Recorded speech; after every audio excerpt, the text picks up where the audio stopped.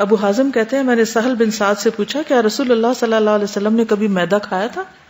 تو سہل نے جواب دیا جب اللہ تعالیٰ نے نبی صلی اللہ علیہ وسلم کو نبی بنایا، یعنی جب سے آپ کو نبوت ملی، اس وقت سے وفات تک رسول اللہ صلی اللہ علیہ وسلم نے میدا دیکھا بھی نہیں.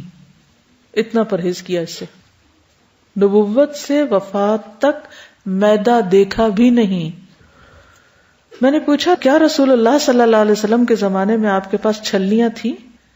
کہا کہ جب اللہ تعالیٰ نے آپ کو نبی بنایا اس وقت سے آپ کی وفات تک رسول اللہ صلی اللہ علیہ وسلم نے چھلنی دیکھی بھی نہیں.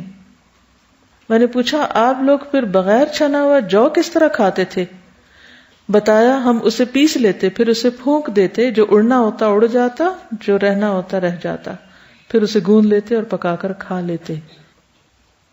انس فرماتے ہیں کہ نبی صلی اللہ علیہ وسلم نے کبھی میدے کی باریک روٹی نہیں کھائی.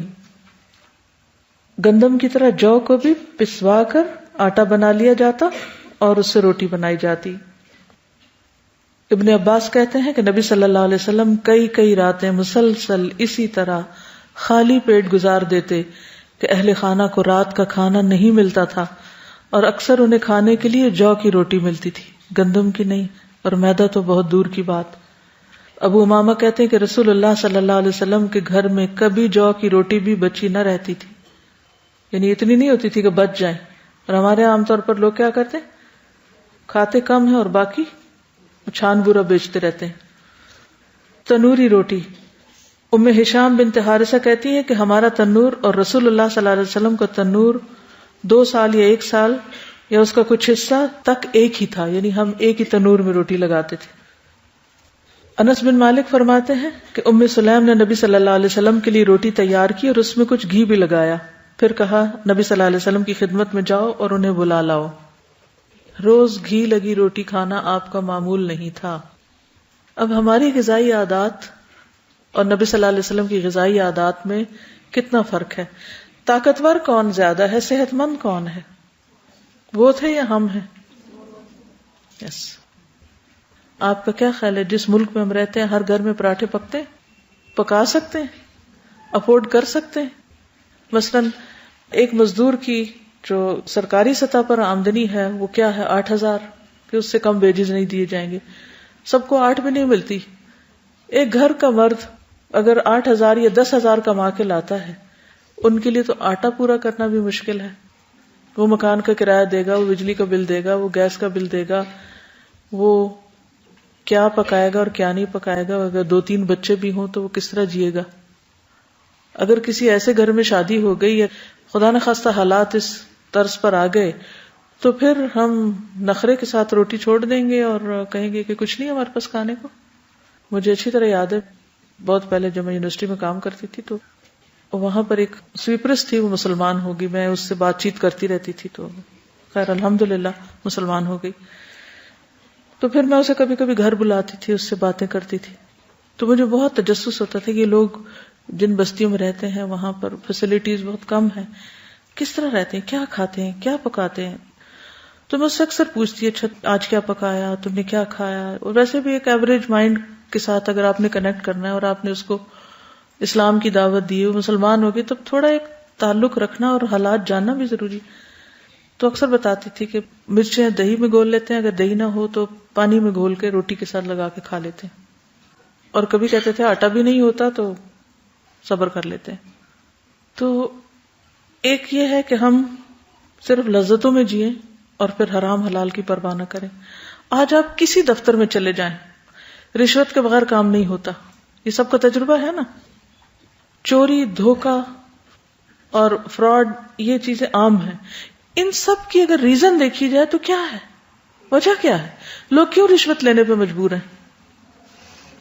کیونکہ ان کے گھر میں ان کے بیوی بچے سوکھی روٹی نہیں کھا سکتے تو انہیں رشوت لے کے گھی والی روٹی کھلانی ہے.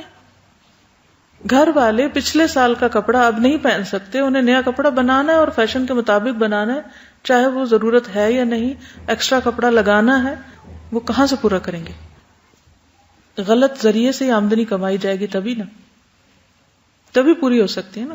حلال سے تو نہیں پوری ہو سکتی سب چیزیں. پہلے لوگ کس طرح کام چلاتے تھے؟ جب سبزیوں کا موسم ہے اچار ڈال لیا، کچھ اور آگے پیچھے چیز کر لی، اگر ایسی جگہ رہتے ہیں گائے بکری رکھ سکتے ہیں وہ رکھ لی، اس کے دودھ سے کوئی ملائی نکال لی، کوئی مکھن نکال لیا، اور کچھ نہیں تو لسی. میرا بچپن گاؤں میں گزرا ہے کچھ عرصہ، تو میں دیکھتی تھی کہ وہاں صرف ایک دفعہ دن میں سالن پکتا تھا، اور کئی دن کے بعد گوشت والا آتا تھا اور اس سے لوگ گوشت لیتے تھے، اور کوئی ہر روز نہ گوشت ہوتا تھا اور نہ ہر روز سبزیاں اتنی ہوتی تھی. اور لوگوں کا کھانا کیا ہوتا تھا؟ تنور میں روٹی لگاتے تھے اور اگر تھوڑا بہت مکھن اوپر لگایا، ورنہ سادی لسی، نہ اس میں نمک نہ مرچ، کچھ بھی نہیں. روٹی توڑی اور اوپر سے تھوڑی سی لسی پی لی اور اسی طرح کھانا کھا لی، یا پھر تھوڑی سی دہی کے ساتھ روٹی لگائی کھا لی، اور سارا سارا دن کھیتوں میں کام کرتے دکھائی دیتے تھے. ہیلدی، اسٹرانگ، نہ سردی کی پرواہ نہ گرمی کی پرواہ. آج 10 کھانے ہم لوگ کھا رہے ہیں اور ہر وقت بیمار ہیں. تو کیا دنیا میں کھانے کے لیے پیدا کیے گئے اور کھاتے ہی رہنا ہے؟ اور اگر کھانا نہیں ملے گا تو رونا دھونا ہی کرنا ہے اور سارے اعلیٰ مقاصد بھول جانے. کیا ہمیں جینے کے ڈھنگ نہیں سیکھنے؟ کیا ہمیں طریقے نہیں آنے چاہیے کہ اگر ہمارے گھر میں گھی نہیں ہے تو ہم کس طرح بچوں کو بھی بہلا سکتے ہیں، اور طریقہ کیا ہے کہ کم سے کم میں بھی کچھ پکا سکیں. اگر آپ کوئی بھی گھر چائنیز کو رینٹ پر دیں تو وہ اتنا سا بھی مٹی کا ایریا نہیں چھوڑیں گے، کچھ نہ کچھ اس میں اگا لیں گے. ہمارے نیبرہڈ میں ایک چائنیز تھے تو میں نے دیکھا کہ انہوں نے سارا لان ختم کیا اور اس سارے کے اوپر سبزیاں اگا لی. میں نے کہا ہے دیکھنے میں تو یہ بھی بڑی خوبصورت لگ رہی. تو کہتے ہیں کہ یہ لوگ رہتے ہی نہیں ہیں جب تک کہ ساتھ ساتھ اپنی فریش سبزیاں خود نہ اگا لیں. اور مجھے یاد ہے کہ بعض گھروں میں میں نے دیکھا کہ وہ گھڑا ٹوٹ جاتا ہے نا تو اس میں مٹی ڈال کے اس میں پودینہ، دھنیا اور چھوٹی چھوٹی چیزیں اگا لیتے ہیں، کیونکہ وہ ان کا کچن گارڈن ہوتا ہے. وہیں سے ہی کوئی دہی میں ملایا، کوئی کسی چیز میں ملایا اور گزارا کر لیا، کام چلا لیا، لیکن حرام لقمہ نہیں کھایا. جو گوشت حرام سے بنتا اس کے لیے کیا ہے؟ آگ ہے. اللہ تعالیٰ اس سوکھے میں بھی لذت ڈال دیتا ہے، لیکن جس کے منہ کو حرام لگ چکا ہو پھر اسے حلال میں لذت کہاں سے آئے گی؟ اگر ہم واقعی چاہتے ہیں ہماری نمازیں قبول ہوں، ہماری دعائیں قبول ہوں، ہماری عبادتیں قبول ہوں، آخرت میں جنت ملے، تو پھر ہمیں صرف ظاہری سنتوں پر عمل نہیں کرنا، اس کے آگے جا کر بھی دیکھنا ہے کہ ہمارا لقمہ جو ہے وہ حلال کا ہے یا نہیں. اور صرف لذت کے لیے کھانا تو کوئی کھانا نہیں.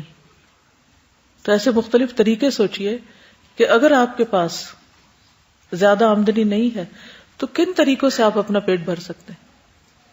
اگر آپ کے گارڈن میں دھنیا پودینہ لگا ہوا ہے تو تھوڑی سی نمک مرچ ڈال کے آپ اس سے بہترین چٹنی بنا سکتے ہیں اور مزے سے کھانا کھا سکتے ہیں. اسی طرح بچوں کو آپ نے عادی کر دیا ہے میدا کھانے کا، تو اس کے آلٹرنیٹ کے طور پر آپ آٹے سے بھی بہت سی چیزیں بنا سکتے ہیں.